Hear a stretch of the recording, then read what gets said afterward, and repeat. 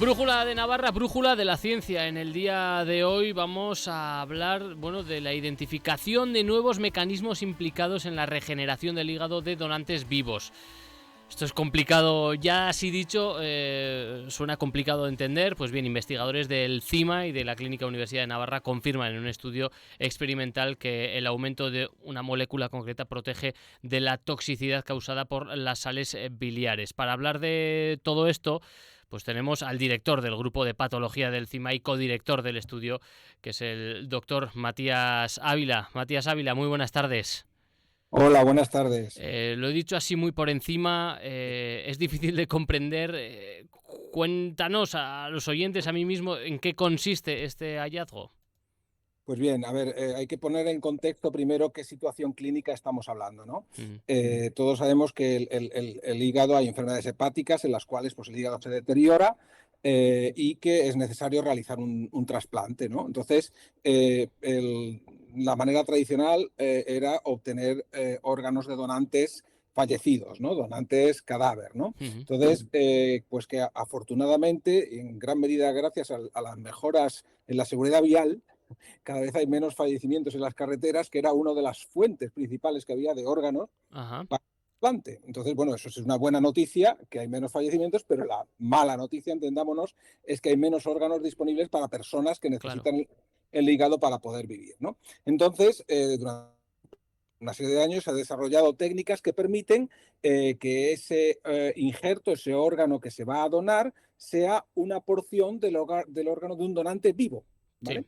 Un donante que es compatible, en muchos casos es un familiar, pues cede una parte de su hígado a la persona que le necesita, a la que se le va a extraer el órgano deteriorado por completo, ¿no? Mm. Entonces, en este proceso que se realiza en la Clínica Universidad de Navarra ya desde hace un tiempo y con gran éxito, bueno, pues tiene que darse un fenómeno que se llama regeneración. Es decir, el órgano que se dona, que se implanta en el paciente, va a crecer hasta adquirir un tamaño adecuado al tamaño del receptor. Y, por otra parte, el donante que pierde parte de su hígado, Claro. el hígado remanente que permanece también va a crecer. El hígado tiene una capacidad regenerativa fascinante. Es uno de los órganos que se sabe que cuando se hace una resección parcial, el tejido remanente Mm. prolifera, crece, hasta ser capaz de mantener el metabolismo del organismo. El hígado es, por excelencia, es como la cocina, ¿no? Sí. del cuerpo, ¿no? Entonces, ¿qué ocurre? Pues es muy importante conocer bien los mecanismos que disparan esta regeneración, este crecimiento, y que lo paran también cuando ya se ha adquirido el tamaño suficiente, para, bueno, pues poder farmacológicamente también estimular este crecimiento, regularlo Mm. y para garantizar pues la viabilidad de tanto del órgano cedido al receptor como del donante, ¿no? Mm. Entonces, si nosotros conocemos bien estos mecanismos, pues vamos a ser capaz, como digo, de desarrollar estrategias que protejan de un posible daño que puede sufrir el órgano durante el proceso de trasplante y de recrecimiento, o que puedan acelerar ese crecimiento, ¿no? Entonces, en ese sentido es cuando nuestro equipo, el Laboratorio de Patología del CIMA, en colaboración directa con la clínica, con el equipo clínico dirigido por el doctor Ignacio Herrero, el doctor José María Argemí, y también con colaboradores externos, con el grupo del doctor José Juan García Marín de la Universidad de Salamanca, pues hemos realizado este estudio, ¿no? Mm. En parte, lo que hemos evaluado son muestras de suero de los individuos donantes antes y después de la donación, Ajá. ¿no? Y ahí lo que hemos hecho es estudiar una serie de moléculas cuyos niveles cambian Sí. durante los estadios iniciales hasta los 6, 8, 10 días, un mes después de la donación. Y ahí hemos buscado pues, posibles moléculas que nos puedan indicar qué tal va el proceso, Mm. y también podemos aprender de la propia naturaleza de qué moléculas que nosotros ya teníamos evidencias anteriores pueden ser protectoras y que se producen endógenamente en el individuo para poder nosotros luego desarrollar fármacos que las mimeticen, que las imiten, por así decirlo. Mm. Entonces, esa ha sido la base, un estudio en pacientes que luego hemos completado también con un estudio experimental en ratones, en modelos de Ajá. ratones. Ujú. Según he leído, y ya digo que Mm, obviamente por el lenguaje, ¿no? Me cuesta entender, hay una parte que son las sales biliares, ¿no? Que son las necesarias para esa regeneración del hígado. Entiendo en las dos partes, tanto en la parte donante como en la parte receptora. Pero claro, entiendo también, que un exceso de sales biliares puede ser tóxico. Y ahí es donde entra la molécula, el papel protector de esta molécula que se ha visto, la FGF19, que, bueno, a exactamente, nivel usuario no nos es muy relevante, entiendo que en el campo médico muchísimo, hace un papel de protector. exactamente. Entonces, el hallazgo a qué nos lleva, a que se podría, como decías, Matías, desde un punto de vista farmacológico, implementar un mayor número de moléculas FGF19 para una mayor protección. Exactamente. A nivel usuario, como tú dices, lo has entendido muy bien. Sí, señor. O sea, las sales biliares son unos metabolitos que producimos fisiológicamente en el organismo. Se producen en el hígado y se vierten al intestino. Y Ujú, sirven para ayudar a absorber nutrientes, sobre todo los nutrientes grasos, vitamina A, vitamina D, las grasas de la dieta, ¿no? Entonces, estas sales biliares se producen en el hígado, se vierten al intestino, pero vuelven, porque son reabsorbidas, desde el tubo digestivo al hígado, en lo que se llama el ciclo enterohepático de las sales ujú, biliares.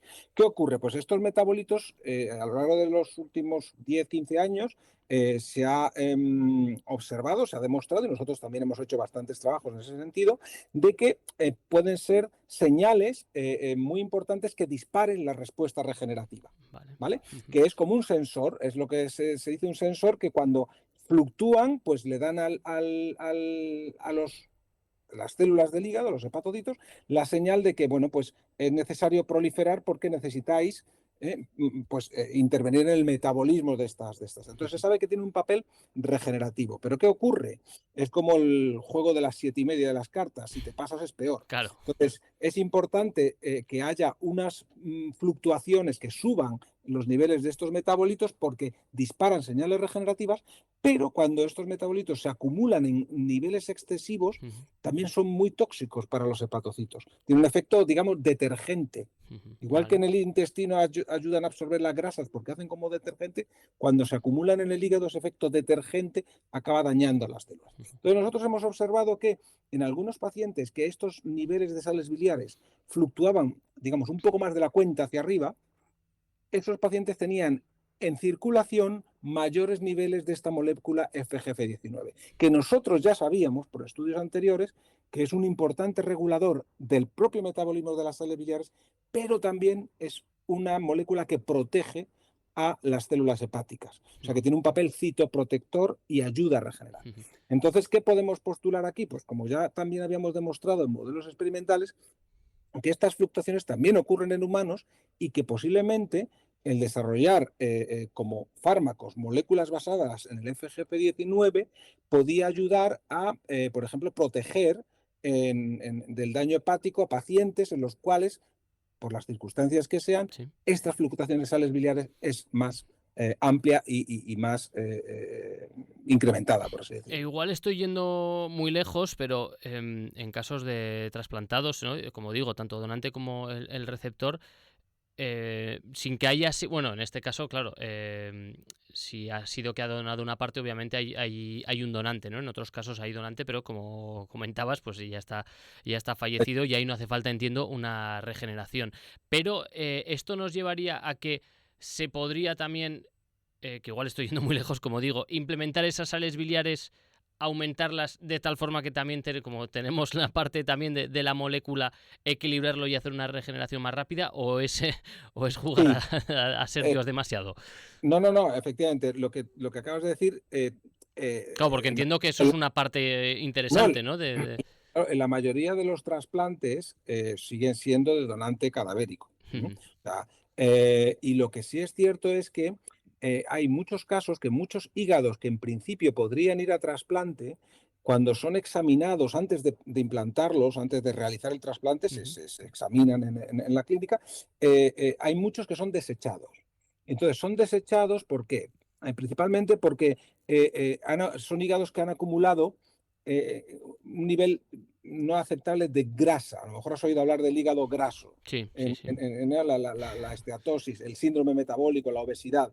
Eso pues es una patología muy prevalente en la sociedad. Entonces, muchos hígados que acumulan este exceso de grasa en el interior, en sus células, no se pueden utilizar para trasplante porque se ha visto que cuando se implantan en el receptor no van bien, tienen mucho daño en las primeras etapas después de la implantación, ¿vale? Hay mucha muerte celular. Entonces, ahí sí que también tendría, y en parte es debido a la grasa y también en parte a que cuando hay un hígado graso también hay un acúmulo más de sales biliares en el hígado. Claro. Entonces, ahí sí que tendría también, y eso lo hemos demostrado experimentalmente, Ahí entraría el tendría papel de la molécula.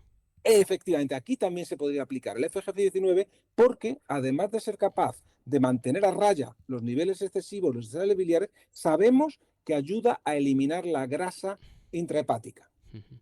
Entonces tendría una doble función. Vale, dos preguntas más y terminamos. La siguiente es, ¿cuáles son los siguientes pasos? Entiendo que un estudio, y sobre todo en medicina, siempre está en permanente desarrollo. Entiendo que una vez descubierto esto, se quiere ir a más. ¿Qué es lo siguiente? ¿Qué se quiere? Bueno, pues ahora estamos trabajando en precisamente desarrollar fármacos basados en Ah, este FGF19 y un estudio reciente que estamos preparando para publicar, que hemos realizado en colaboración con la empresa Moderna, ujú. la que ha hecho las Ah, vacunas. vale, sí. Llevamos colaborando con esta empresa pues de hace ya casi 8 años, antes de que fueran conocidos por el COVID, porque han desarrollado una tecnología de realizar lo que es un tipo de terapia génica, entre comillas, con RNAs mensajeros. Entonces, lo que sí que hemos desarrollado con ellos son RNAs mensajeros que expresarían o servirían para producir FGF19 Ujú, en el organismo.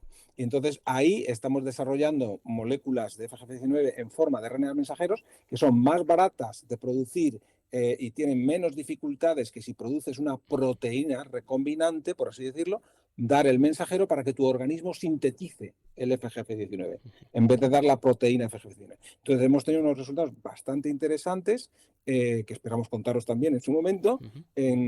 utilizando RNAs mensajeros para FGF19 en modelos de daño hepático, en modelos de hígado graso, muy relacionado con lo que te he comentado que ocurre en el trasplante cuando hay daño hepático. Y ya por último, la aplicación, ¿no? Y los descubrimientos en medicina y en muchos ámbitos nos lleva a que esto pueda ser aplicable en otras partes.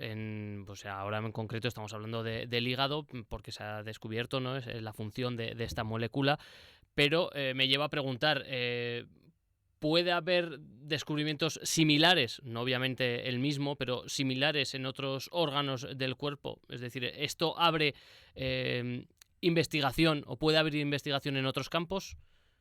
Hombre, en el contexto del daño agudo y la lesión, no todos los mecanismos funcionan igual en todos Claro. los órganos. En Ujú, cada órgano pues tiene sus peculiaridades. sí. También hay daño renal agudo, lo que pasa que en el riñón, pues por ejemplo, no hay grasa, no hay sales biliares, o sea, son Sí, pero me circunstancias. refiero al descubrimiento de alguna molécula también que pueda ser positiva dentro de esos Ah, órganos concretos, de la forma que esta pues es en el hígado. por supuesto, o sea, a ver, es que un origen de posibles moléculas terapéuticas, sobre todo en casos de lesiones celulares, de lesiones tisulares, es el propio organismo. El organismo ha desarrollado una cantidad de mecanismos de defensa que, si nosotros somos capaces de descifrarlos, podemos, por así decirlo, derivar moléculas protectoras observando las respuestas naturales de nuestros órganos y tejidos. Igual que se obtienen productos naturales de las plantas para tratar enfermedades, Ujú, también se pueden obtener inspiración en productos naturales del organismo, de los mamíferos, ujú. que nos permitan desarrollar tratamientos para una gran cantidad de condiciones. Y los hay. Hay, por ejemplo, otras proteínas que son reguladoras del sistema inmune, pues que sí que son de utilidad para tratar determinadas condiciones, o bien de autoinmunidad, o bien de cáncer. Claro. Sí, el organismo Ujú. humano mamífero es una inspiración para desarrollar productos terapéuticos sin duda. O sea que también hay que mirar bueno, ya se diría para adentro, ¿no? Podemos No, encontrar exactamente, la solución está muchísimo. dentro. Ay, eso es. Sí, Pues sí. doctor Matías Ávila, director del grupo de patología del CIMA y codirector de este estudio, repetimos, en el que se ha identificado nuevos mecanismos implicados en la regeneración del hígado de donantes vivos. Muchísimas gracias por, bueno, pues poner un poquito de luz sobre este tema, sobre todo traernos unas definiciones quizás más entendibles aquí para el resto de los mortales, y gracias sobre todo, como también solemos decir, por el trabajo que desempeñáis muchas veces oculto y bueno, y que podemos poner aquí a la luz. Muchísimas gracias, de verdad. Pues muchas gracias a vosotros, encantado de participar y de lo queráis. Muchas gracias.